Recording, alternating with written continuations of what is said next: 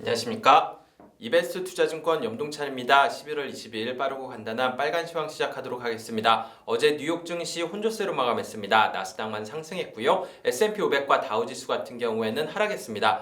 어제 같은 경우에는 미국 쪽을 기준으로 했을 때는 경제지표 발표라든지 기업 실적 발표는 없었습니다. 다만 이런 상황에서도 시장 금리가 하락하는 모습을 나타내고 IT 기업들이 목요일날 실적이 잘 나오는 기업들이 있었다 보니까 IT 기업들이 강세를 보였고요. 그러면서 나스닥 같은 경우에는 상승세를 보였습니다. 반면에 코로나19 확산 움직임이 계속해서 나타나고 있어요. 유럽 같은 경우에는 특히 좀 빠르게 확산이 되고 있고요. 여기에다가 오스트리아가 다음 주부터 전면 재봉쇄에 나서겠다라고 발표된 점도 있었고, 여기에다가 미국 같은 경우에도 확진자 수가 다시 늘어나고 있습니다. 이런 상황에서 다음 주에 추수감사절 연휴가 있으니까 다시 한번 확진자 늘어나는 거 아니냐라는 우려 때문에 에너지와 금융업종을 중심으로 해가지고 하락했습니다. 그러다 보니까 나스닥은 상승하고 다우와 S&P 500 지수 같은 경우에는 하락하는 모습을 보였다, 이렇게 요약하실 수가 있겠죠.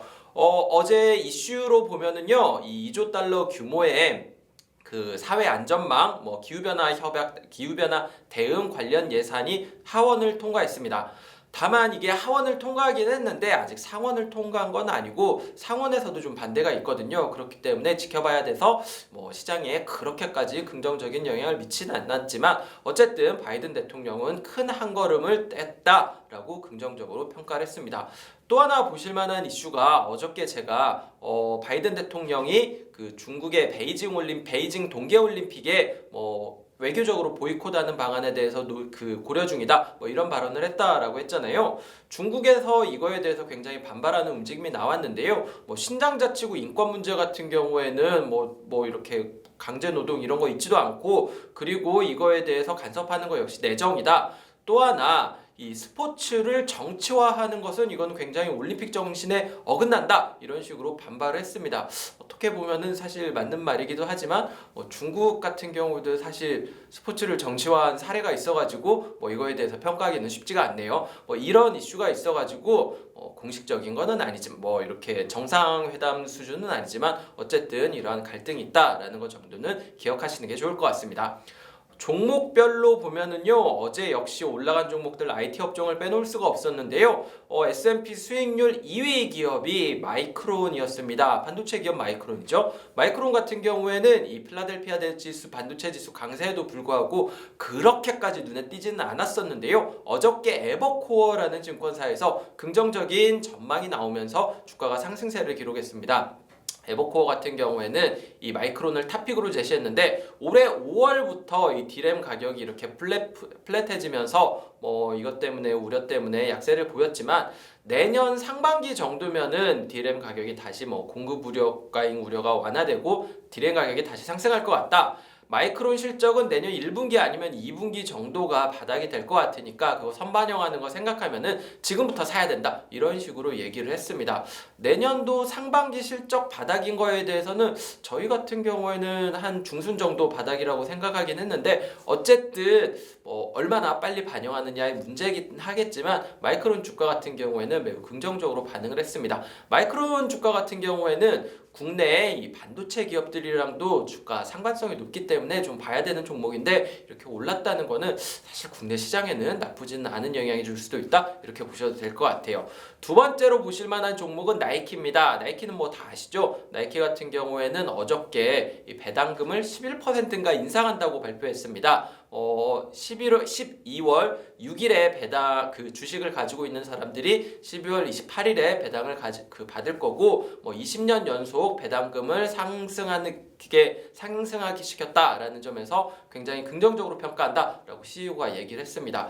좀 다른 점이, 이게 한국이랑 다른 점이, 한국 같은 경우에는 배당 받는 그 기준일이 있고 그 다음에 배당금을 결정하는 날이 있고 그 다음에 배당금을 주잖아요. 미국 같은 경우에는 배당금을 기준일이 있고 얼마 준다라고 정하고 그 다음에 배당금 받는 사람을 정하는 날이 있고 그 다음에 배당을 줍니다. 그러다 보니까 한국 같은 경우에는 얼마 받을지 모르겠지만 일단 주식을 가지고 있어야 되고, 미국 같은 경우에는 이 배당금 얼마 주는지 보고 주식을 살지 말지도 결정을 할 수가 있기는 해요. 물론 이게 소득세 세율 문제가 있기는 하지만 어쨌든 말씀드리고 싶은 거는 이 MSCI에서 한국에 대해서 몇 가지 이렇게 선진국으로 못 가는 이유 중에서 메이저한 거, 마이너한 거 이렇게 정했었는데 마이너한 내용 중에 하나가 그거였습니다. 배당을 주는 기준이 글로벌 스탠다드랑은 좀 다르다라고 이런 평가가 있었거든요. 만약에 정부에서 진짜 이 선진국 편입을 추진한다면은 이것도 한국도 좀 바뀔 수도 있지 않을까? 이거 정도 보시면 될 것 같아요. 마지막으로 떨어진 종목 같은 경우에는 보잉이 있습니다. 보잉 같은 경우에는 이번 주 초에 굉장히 강했죠. 그런데 이 보잉 같은 경우에는 두바이 에어쇼에서 뭐 이렇게 수주받고 이랬었는데 오늘 월스트리트 저널에서 뭐 항공기에 그 787의 설계상에 결함이 생겨가지고 이거 뭐 수정하고 하면은 내년도 2월까지는 공급 못할 거다라는 뉴스가 나왔습니다. 그러면서 주가는 뭐 주초에는 강했지만 오늘은 약한 모습을 보였다. 이렇게 보시면 될 것 같습니다. 네, 오늘 준비한 빨간 시황 여기까지 말씀드리면 될 것 같습니다. 공기가 너무 안 좋네요.